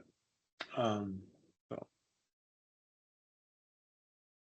it'll be a lot of fun. And the challenge here, though, like, in the main office area, come on. It's a lot easier if you have one owner for the whole thing that has a proposal for, okay, we're going to do this mix of uses and this and that, but we have all these different owners. So how do we tell people, okay, we want to maintain this much office and this, then who has to be the one to maintain the office versus who can go residential? It's like we have to figure out some way to make it, like I said, to incentivize. If we want to keep a certain amount of office, unless maybe there's a particular building that has no desire at all to redevelop, then that's great. But otherwise, we have to figure out how to make it work for everyone involved, and not have it be a land grab that as soon as there's residential potential, everybody just goes for it, and the last one to come in gets stuck not being able to do what they want, that kind of thing. I have a question for the group. Drew, you mentioned the office areas, and we do have access to CoStar, so we could kind of look things up. But I guess high level, just in terms of what y'all are seeing out there, are there certain buildings or are there certain kind of trends where there's more success in terms of keeping tenants for certain buildings versus others? Is it like what Tom was describing, where more highly amenitized buildings are the ones that are more successful? Is it all bad? Is it we're not in a metro accessible location, right? So just kind of curious to kind of hear from y'all, like what is successful in terms of the office market here? If there's any trends, we'd be interested in kind of hearing about that. I mean, I can speak just to the answer is yes. And when it comes to amenitized properties, I think though we're not, and I'm just thinking of this for the first time. We've been talking a lot about metro, though we're not on the metro. We are surrounded by plenty of residential density as you kind of zoom out into Northern Virginia more holistically. And I think, commute times, now that people are actually coming back to the office, has become more of a factor than it was when folks were working maybe only 2 days a week from the office. And so I actually think, I think really what tenants are looking for is high quality space where their people want to go to it, and then also somewhere where their people can easily get to it. So it's not to say if you built a 500,000 square foot, 30-story tower, you know, on the coal site, you're going to fill it up. But, you know, you can certainly make the argument that there is not very much. The amount of new product across the entire DMV of high quality trophy office space is significantly limited. And even though the market, you know, you look at the vacancy rate, whether it's downtown DC or out here, being in the teens or 20s, if you remove all the obsolete buildings from that denominator, it turns more into like an 8% vacancy, because there is so much product, our building included, that just you're never going to lease. It's beyond its useful life, and tenants don't want to be there. I mean, I guess there's probably some obviously less desirable, like some of those smaller little office buildings that definitely aren't going to be viable. And then there's other ones that are nicer. But like I said, with different ownership, I suppose, like I said, you don't want to have to pick and choose who can redevelop and who can't as much. But I guess if you could have a certain expectation for consolidation, though, all those different owners, but that's one way to get around. I mean, you just have a desired mix, and then if you can get some consolidation in there, then you can utilize those less desirable properties to redevelop for the amenities and residential and whatever else is required to support the better office buildings, and then have it. I mean, Michael, you know, as you mentioned just now, and you were pointing with your cursor, I mean, what is that International University or that school that is right there, that corner? I mean, that's gonna, you know, we've been looking at it as redevelopment for residential, for the ownership of that building. And I don't know if Carlos Montenegro is on the line with us tonight or not, but I saw him on the list. And that is being looked at as essentially tearing down that office building and putting a residential similar to Parkway Woods in there, something similar to that. Yeah. Because there's an excess of parking. There's an excess of parking garage. The office buildings are there. And so, you know, retain, you know, the idea is to retain the office building on the other side of parking the garage. And so again, that's how we, you know, we've been looking at all those things. And I mean, I'll be more than happy to share all the bubble. Yeah, I think we've seen that. We've seen those, and that makes sense. It's just in a way, though, if we think about everything as these individual sites, then that may be fine. But then we have to pretty much assume that everybody else wants to do the same thing. So then that's one scenario, is that everybody converts to residential, does what they want to do, and that's fine. Or you can think bigger and have, you can have, if there's more coordination between the properties, then maybe these areas can redevelop residential, but in such a way that it's coordinated with some of the office buildings remaining and supports those and that. But that takes coordination between different owners, and whether or not we try to do that in the plan, I don't know, or if that would be an ideal scenario probably, but I don't, you know, to have that kind of coordination, but I don't know if it's possible to do through our process or not, but something to think about. Or could you otherwise, you know, I don't know, but establish a framework, right? A framework that in the event that criteria can be satisfied, you know, to staff satisfaction or to the board, like that those particular buildings could, you know, and the onus is obviously on the applicant, but it wouldn't seek to establish like a quantitative or metric based approach that results sort of in a binary yes or no outcome, but rather like a consistent framework during the staff review process for analysis that reflects upon the unique context of each proposal, right? So you could set a broad goal, but if like we're going through and this avoids sort of like a jump ball scenario for the density, you know, if individual property owners can come to you and say, we've tried to increase the amenities, our floor plates don't work, we can't convert the existing building to residential, we need to scrape it and do something, like, you know, each building is going to be different. And I don't think we should preclude it just because we've reached a certain percentage commercial versus yeah, that's what I'm trying to avoid. But then, like I said, if we do have the desire, which I don't know yet, if we like to maintain a certain amount of office, then how do you not be penalizing those folks from being able to, or maybe it isn't penalizing if they have a valuable enough office building that's still viable, maybe that's fine with everyone. But otherwise, you don't want to tell certain people, oh, you can't redevelop it, these guys can, you know, just because, I don't know. But like maybe there's a way to incentivize the retention of office by, you know, like, and then another thing about some of these areas already have approved office potential. That's a kind of low hanging fruit too. Yeah. to allow conversion of the unbuilt, I guess. But yeah, Mike, real quick, just wanted to mention, Andrew, we had something I think similar to what you're describing in terms of like criteria for evaluating which sites might be acceptable for redevelopment, for example. In the new land use policy plan that's going through the plan forward exercise right now, we have something similar to that for repurposing, not for demo and redevelopment, but for repurposing of office buildings.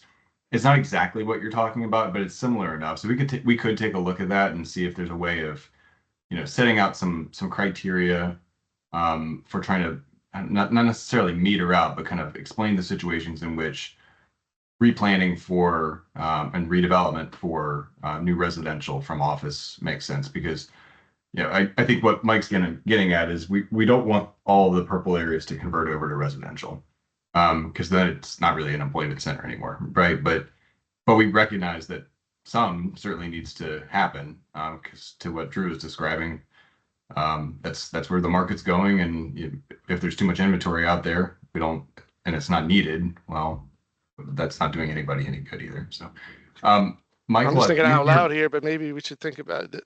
It's Right. just not just Hey, Mike. repurposing of office, but like sort of refitting or reinvestment in office, getting similar types of, Right. incentivizing, but it has to be under certain constraints. Mike, but yeah, Michael, it's probably Michael Gregg, it's time to. Mike, Michael Gregg was about to talk. I think.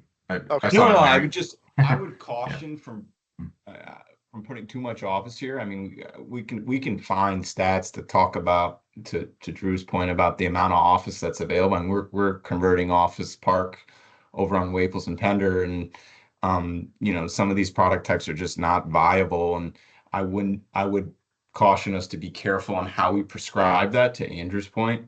The market's going to dictate a lot of that. I think, it's just going to be a challenge. I don't want to overprescribe something that if this is really not a good place for office. I mean, we just left that office park as a prime example. We just moved to a more walkable, vibrant area. I think there's a delicate balance of putting in too much office there. The office that does work is, to your point though, is it's walkable, it has placemaking, it has all of those attributes. So it's a delicate mix. I would say, to me, this is more, especially that, that purple area we're kind of discussing, is really that residential and some retail, or that venue, or whatever that placemaking might be.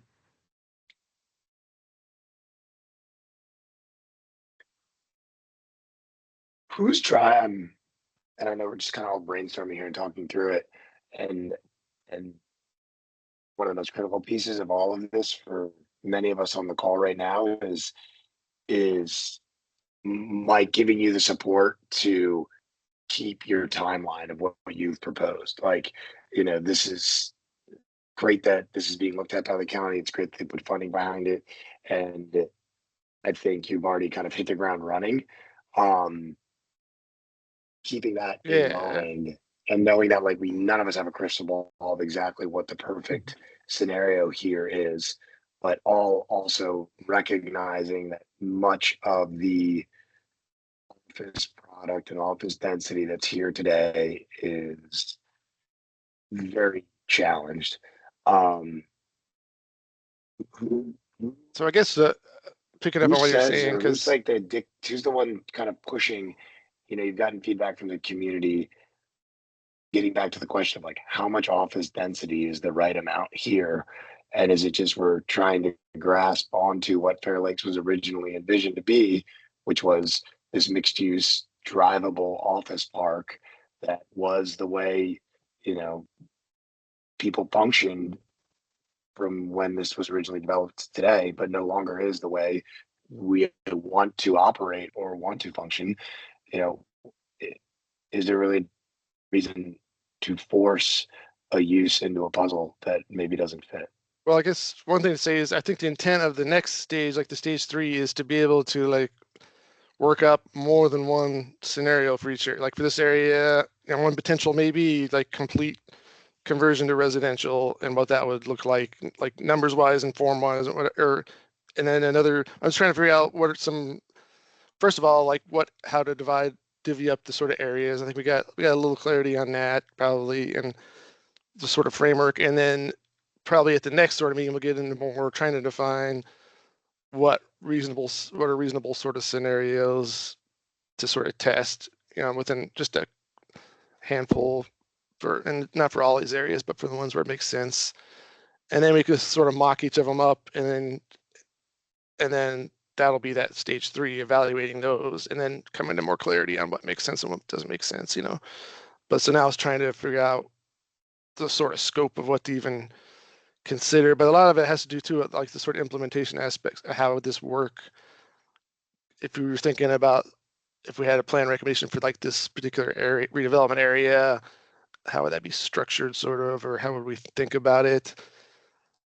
I'm not trying to figure out all the details now, but just trying to get an idea of some, like we've been talking them over. And this is you guys' first look at this, so obviously you can't on the spot come up with all the answers. But so maybe in between now and the next meeting, if you guys have ideas along these lines, feel free to like email me and communicate that way. But then we'll sort of revisit this at the next, which is good segue. At some point here, I need to get into wrapping up and describing the next meeting and talking about timeline and schedule of that, and which we could get into. But do we have a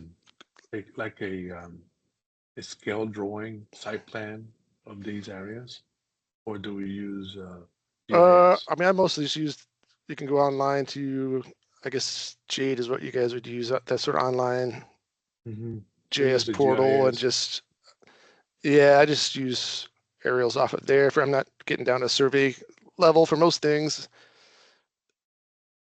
Most of the time for these kind of things, that's close enough. Okay.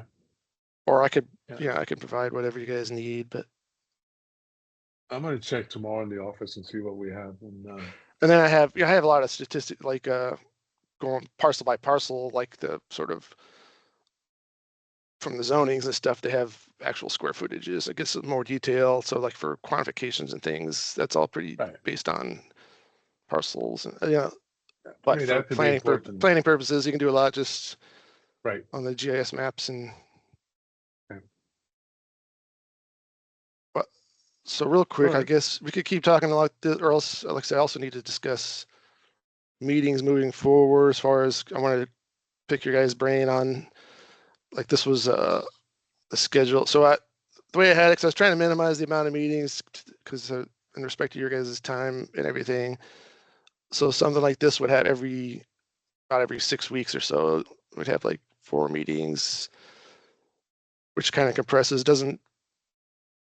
Yeah, you could have more meetings and talk about more details and things, but it seemed like at some point it probably needed to make it manageable for you all. So I don't know if that works for everyone. And then we could talk about if meeting in the evening like this works for you guys, or if you'd rather do it earlier in the day, or I figured it'd probably be hard to get everyone together during a work day, but I don't know for sure. But I mean, we traditionally do like community meetings in the evening like this, and it works for us. But if you guys have any input on, and if you'd like to do these 2-hour meetings every 6 weeks, or if you'd like to do more meetings, we could do that too. But it seemed like, according to the schedule, so staff would be doing a lot of the work in between, and then just sort of trying to get feedback along the way. So at this point, I just kind of keep refining the things we're talking about, the sort of format areas, and start all the elements we talked about today, and then. And starting with the next meeting too, I'm going to try to have stuff presentable enough, and we'll have a public meeting about the same time and get public feedback before we get too far along too. But now that you kind of know what we're thinking or how we're going about things, maybe you'll have time to think now too about, you might think of things in between now and the next meeting that would be helpful. But Mike, can you share this package with us? And you may have before the meeting. I apologize if you did, but it'd be helpful to have it. And then speaking for myself, I think these meetings in the evening is fine on my end. And like I said, and we could do in person if you ever want to, or not.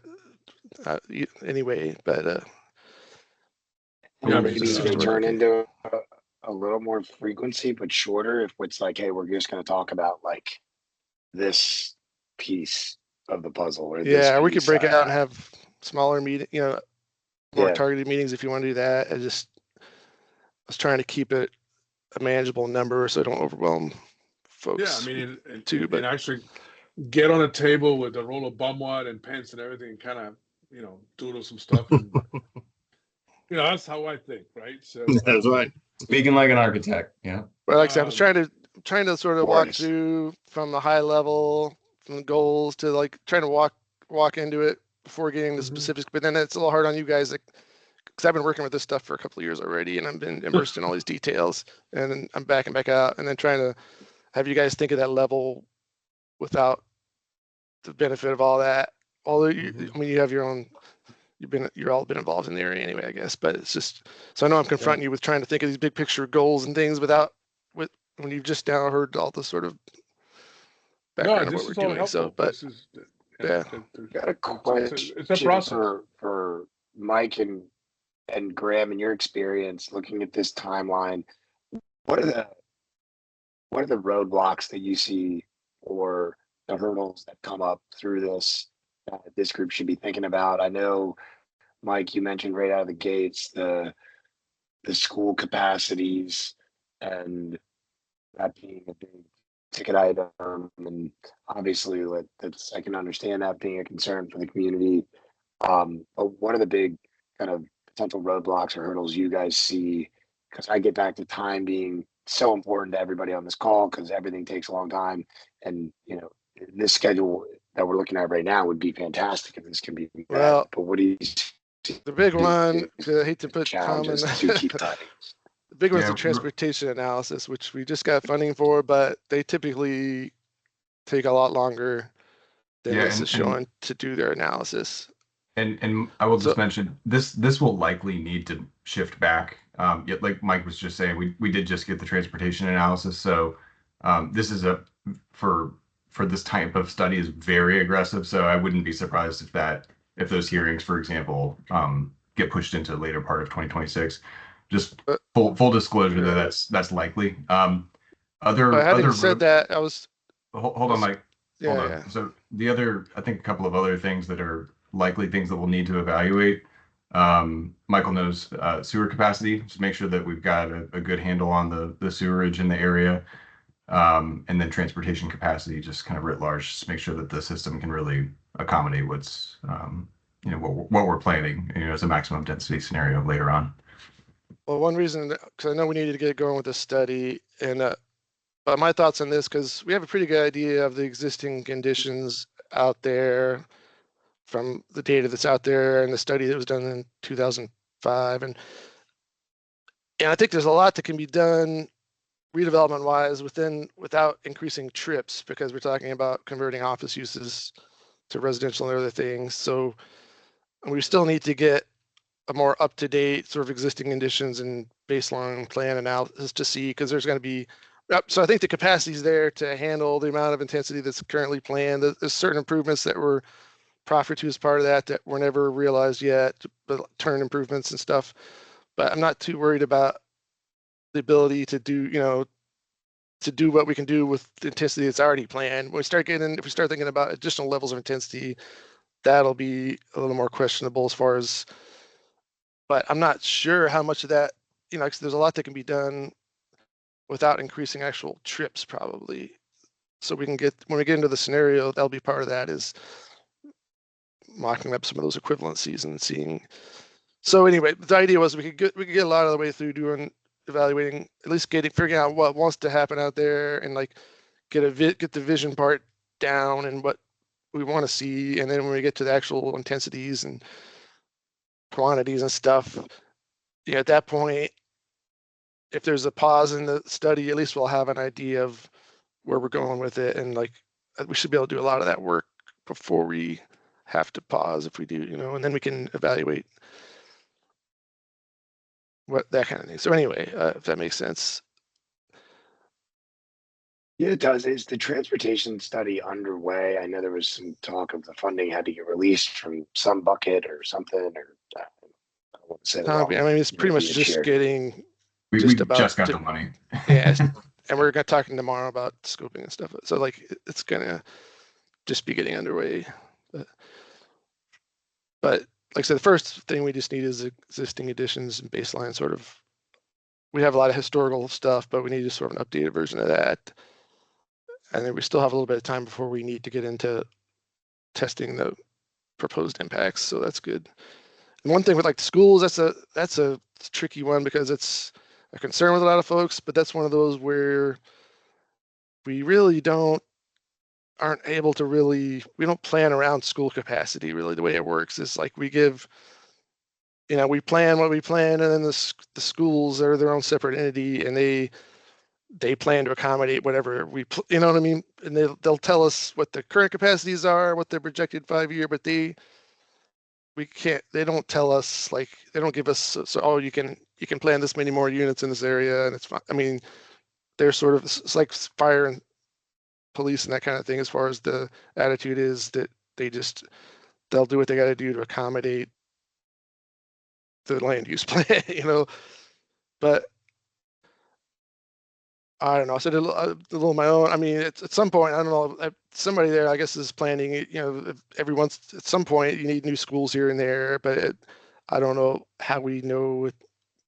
I don't know if Graham has any insight in that, when that level, like in my mind too, like that was one of my thoughts, is there's some of these areas in Fair Lakes where that could be a potential school site if we needed a new school in this area or something. So I kind of tried to get them to think along those lines, like, hey, or there's other areas in Fairfax Center that are up for planning now too. There are potential school sites out there if there's the need for one, but I don't know if we know that there's a need for one necessarily, because they have redistricting and other things they do, and so it's a little hard for us to plan around. But yeah, but we'll get into all that as a part of the impact analysis a little bit later on. But and same with sewer. I mean, we know that maybe this would be a good time to shift to kind of talk about what the next meeting would look like in terms of topics. I decided sort of preliminary, just mock this preliminary agenda up. This could change, but so like we'd cover any kind of timeline updates, and then review. I guess that would be the things we talked about today, the sort of goals and formats and stuff, and have some more solidified draft changes, but I don't know if they'll be all the way there or what. But so basically the evolution of those we'll review at that point and start thinking about turning those into potential plan alternatives for the next stage, which would be sort of kind of the things we talked about today, but in more detail, defining the sort of scope of alternatives to consider. And I guess at that point too, we have different developer proposals we've received from many of you for different sites in Fair Lakes. We could look at those to see what people have proposed. And then, and also if we have some more defined goals already, if we really sort of refine those into more specific objectives for the alternatives, and along with that evaluation. So like basically what are we trying to achieve with the different objectives and how do we evaluate them and that kind of thing. So getting it, basically drilling down into more detail on more specifics of what to consider. Hey, Mike, when you say review draft changes to Fair Lake Vision, are you all going to be taking the lead on drafting that and then circulating it around? Yeah, that's the idea. I don't know if I have enough to be able to do that yet, as far as, I mean, a lot of that as far as like revising goals, and I mean, yeah, we'll see. We'll do our best, I guess, and see what but we can basically get another round of feedback from you all in the public, but have them more, because today I just came to you with sort of open-ended, give me your ideas on stuff. But so I guess we need to come up with some, refine your ideas and any other, the survey feedback and we got in, and try to come up with some proposed changes if necessary. Maybe they don't need to be too much to the goals. And like I said, the format and areas, we've talked a lot about how we're going to redefine those areas, so I can, to the best of my ability, come up with a draft proposal for that, and if that makes sense. And Andrew, we'll send around this slide deck with the adopted plan, vision, and goals. And so if y'all have, in kind of the ensuing time period, if y'all have suggestions, we're all ears, for looking at kind of what this would be. We've been taking notes throughout the meetings to capture a lot of the discussion and kind of the high level points that y'all have raised. So I think we do have some good things that we could use to start to create a draft vision and set a goal. So I think it's been really helpful to get that feedback. I really appreciate it. But we'll send it around, and and a little bit closer to the next meeting, we can circulate some draft documents for review so everybody can take a look at it. And yeah, there's not to be final at that point, because even as we're doing scenarios, we can always go back and rethink some of these elements too. If something, if it turns out that, okay, that's not working, we need to, any of this stuff can be tweaked along the way, but I was just trying to get it as well defined, the framework aspects before we start getting into the specifics, just to, kind of narrow down the scope and focus in on what we're really trying to achieve and all those things. But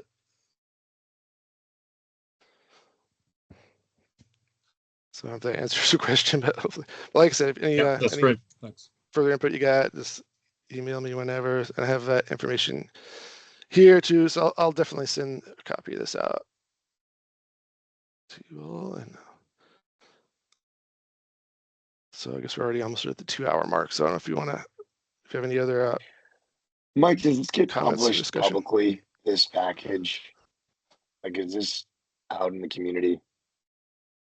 It's not yet, but I hadn't really just figured out, we hadn't discussed yet whether if we should just publish these meeting materials on their own or wait until we have a public meeting, which will have a similar presentation at that one. And if that's theoretically about the same time as our next I don't have an meeting. opinion on that. I mean, obviously up to you guys, to the county. I was just asking just to know, like, is this out in the public, or is it still in the works? So far, it's not in the public yet. I was kind of coming to you all first just to get sort of early input on, to see what your all's desires and for the area and what you guys want to see, because you're the ones, like I said, they're going to make it sort of happen in the end. So we don't want to plan a bunch of things that aren't going to be feasible to get done, or like, that kind of thing. So, but pretty soon we're going to be more in the public realm too, but this is pretty early. So, but we'll have to see. I can talk to Graham about whether we want to go ahead and publish this ahead, or wait until the sort of public kickoff meeting or what, I don't know, but and have a more refined version or something. Yeah, and maybe the public version might not have as much content. I think we'll need to. Yeah, we presented you guys with a lot of information, but I think a lot of y'all are already familiar with the history and the way that the plan works. So when we're bringing this out to the public, I think we'll focus more on the other elements with regards to. Yeah, I mean, there's reams of lots of like detailed, background information, existing stuff that's not needed at this point yet, but like we have a lot of that stuff available when we get into more detailed scenario things. But so I guess if, like I said, let me know if you had anything else you want to chime in on or discuss at this point. I haven't checked the chat, but hopefully, I guess that's nothing much on there. So I should be able to send this out pretty much right away, make a PDF, and then, like I said, feel free to follow up with me on any thoughts or comments you got over the next few weeks. I guess I can go ahead and schedule, I don't know if you want me to schedule, or like, I guess if the 6-week thing works, I could go ahead and just schedule the next meeting, or I could go ahead and schedule multiple meetings or recurring thing or whatever you guys. Mike, why don't we send around a poll? We can just stand after the meeting and see what works best for everybody. Or if like Wednesdays are good, that's fine, but. Yeah. Or we do it meeting by meeting, I guess, too, that's fine too. Mike, ideally, maybe we can add some times that aren't Wednesday. I know James Thomas, our planning commissioner, wanted to see about attending some of these. Yep. Yeah. Bray, we can circulate a poll, find a time that works. Okay.